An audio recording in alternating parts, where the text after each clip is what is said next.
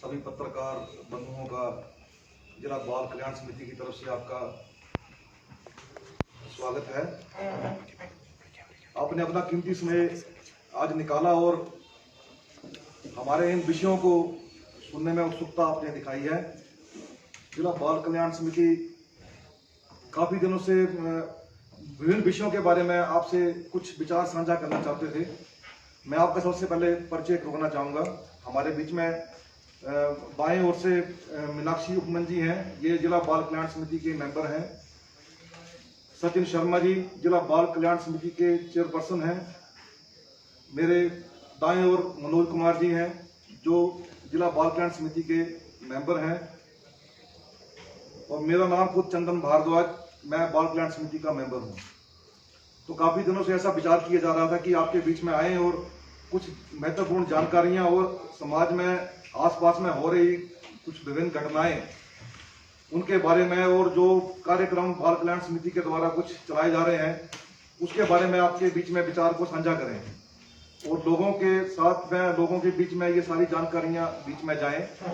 मैं आग्रह करूंगा सचिन शर्मा जी से कि वो सारी जानकारी आपके बीच में रखेंगे। धन्यवाद चंदन जी। सर्वप्रथम मैं आप सब पत्रकार बंधुओं का हार्दिक धन्यवाद करता हूं कि बहुत ही शॉर्ट नोटिस पर ये प्रेस वार्ता बुलाई गई और आप सब इस प्रेस वार्ता में उपस्थित हुए। इसका मैं बाल कल्याण समिति जिला कांगड़ा की तरफ से अध्यक्ष होने के नाते आपका हार्दिक अभिनंदन एवं स्वागत करता हूँ। जैसे ही नाम से चरितार्थ होता है कि बाल कल्याण, और मुझे लगता है कि बाल कल्याण एक महत्वपूर्ण विषय इसलिए भी है क्योंकि ये बच्चों से रिलेटेड है। और जैसे कि सर्वविदित है कि बच्चे हमारे देश के कर्णधार हैं, हमारे देश का भविष्य इन पर टिका हुआ है। और ये पीढ़ी जो इस समय बाल है, आने वाले समय में इस देश को संभालेगी और इनका संरक्षण, इनका पोषण कितना महत्वपूर्ण है, ये बहुत ही बड़ा विषय है। मित्रों, बाल कल्याण समिति के अंतर्गत लगभग 2 बच्चे आते हैं जो कि ऑर्फन्ड होते हैं या सेमी ऑर्फन्ड होते हैं, अनाथ या जिनका कोई एक पेरेंट नहीं होता है। सरकार, चाहे वो केंद्र सरकार हो चाहे वो राज्य सरकार हो, इस विषय के लिए कितनी संवेदनशील है वो आपके सामने मैं कुछ तथ्य रखूंगा। इस समय में अगर जिला कांगड़ा की बात करूं तो लगभग 164 यानी कि लगभग 164 से 170 के करीब जो अनाथ बच्चे हैं वो अपने ब्लड रिलेशन में अपने रिश्तेदारों के पास रहते हैं। इसके अलावा बहुत सारे बच्चे जिनके पेरेंट्स ही नहीं हैं वो बाल आश्रमों में रहते हैं, जिनको उनके सगे संबंधियों के पास नहीं रखना चाहते या कुछ अन्य कारण है। वो बाल आश्रम में, जो हमारे बाल आश्रम में जिला कांगड़ा में, उनमें रहते हैं। जहाँ तक बाल आश्रमों का सवाल है, वहाँ पर इन बच्चों को रहने की, खाने की, कपड़े आदि जो भी इनकी आवश्यकता है, पढ़ने की आवश्यकताओं को पूरा किया जाता है। और समय समय पर इन बाल आश्रमों का district child protection unit, child welfare committee, even magistrate और डिप्टी कमिश्नर के द्वारा भी इनकी जांच पड़ताल, इनका निरीक्षण किया जाता है। परंतु जो बच्चे अपने फोस्टर पेरेंट्स के पास रहते हैं और वो अनाथ हैं, ऐसे बच्चों को सरकार 2500 रुपया प्रति माह देती है। और आप सरकार की संवेदनशीलता देखिए, चाहे वो हमारी केंद्र की मोदी सरकार हो चाहे प्रदेश की जयराम सरकार हो। अब ये जो बच्चों को 2500 रुपया दिया जाता है पर मंथ दिया जाता है, अब आने वाले दिनों में मिशन वात्सल्य के अंदर ये 2500 नहीं बल्कि ये 4000 रुपया पर मंथ बच्चों को दिया जाएगा। इसके अलावा आपने कोरोना का काल देखा। कोविड-19 में ऐसे बच्चे जिनके माता पिता कोविड का शिकार हुए और कोविड के खातिर जो बच्चे अनाथ हुए, जिन्हें अपने माता पिता का साथ खोना पड़ा, उनके लिए संवेदनशील सरकार ने केंद्र सरकार ने और राज्य सरकार ने ऐसे बच्चों के लिए 10 लाख की एफडी उनके नाम से की है और साथ ही साथ में एक्स ग्रेशिया ग्रांट उसी टाइम 50,000 रुपया इनको दी है और इसके अलावा 20,000 एनुअली स्कॉलरशिप इनको पढ़ाई के लिए दिया जाता है और अभी इनको 4,000 रुपया पर मंथ दिया जाता है गुजारा, जिसमें साहब अपना गुजारा चला सके। इसके अलावा आपको बताऊं कि मिशन वात्सल्य के अंदर अब इनको 4,000 नहीं 6,000 रुपया पर मंथ दिया जाएगा। तो सरकार की संवेदनशीलता देखिए कि वह इस आने वाली पीढ़ी के लिए, जो आने वाले समय में इस देश के कर्णधार होंगे, उनके लिए संवेदनशील सरकार ये जयराम सरकार और मोदी सरकार है। मित्रों, सरकार तो अपने कर्तव्य का निर्वहन पूर्ण रूप से कर रही है। 18 साल तक की उम्र तक ये बच्चे आश्रमों में रहते हैं। उसके अलावा इनको आफ्टर केयर भी प्रोवाइड की जाती है और इस समाज में बहुत सारे धनी और संपन्न वर्ग के लोग भी रहते हैं जो इन बच्चों के लिए कुछ करना चाहते हैं, उनको कई बार उचित प्लेटफॉर्म नहीं मिल पाता।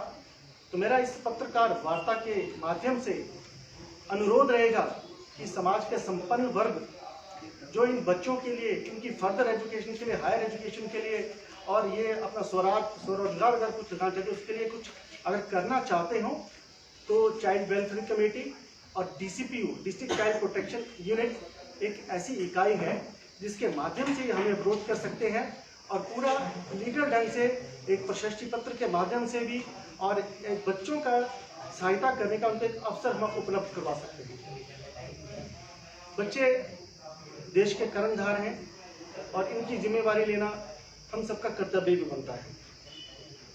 एक विषय और भी जो आजकल हमारे सामने आता है कि आप देखिए कि बहुत सारे स्कूल्स में स्कूल बसेस हैं, कुछ आउटसोर्स्ड हैं, कुछ स्कूल की बसेस हैं।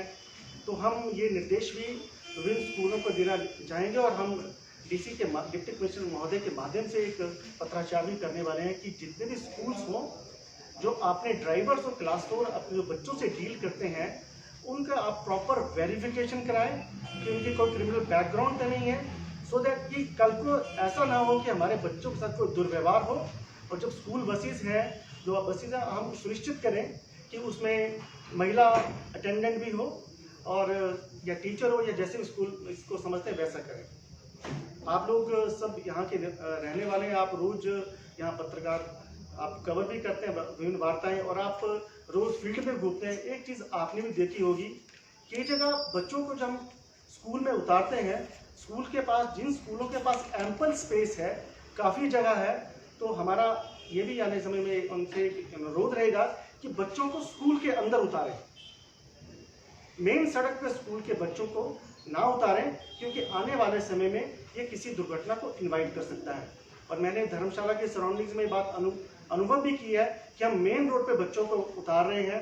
मेन रोड में कई बार हम किसी भी दुर्घटना को इन्वाइट कर सकते हैं और जहाँ तक हो सके देखिए कि जगह मतलब ऐसे स्पेस नहीं है वहाँ अलग बात है, परंतु जहाँ पे हमारे पास सफिशिएंट स्पेस है वहाँ बच्चे स्कूल के अंदर ही उतरें और हम जो भविष्य में अगर कैसे कोई दुर्घटना हो तो हम सचेत रहें, उससे बच सकें। एक पिछले दिनों एक निजी विश्वविद्यालय का केस भी आपके समक्ष आया था जिसमें वो वीडियो वगैरह वायरल हुए थे। तो आने वाले समय में, क्योंकि मित्रों कोविड के समय में हम टेक्नोलॉजी के सहारे चले गए क्योंकि हमारे पास कोई जरिया नहीं था, महामारी फैली हुई थी, तो बच्चों को मोबाइल यूज़ करने पड़े।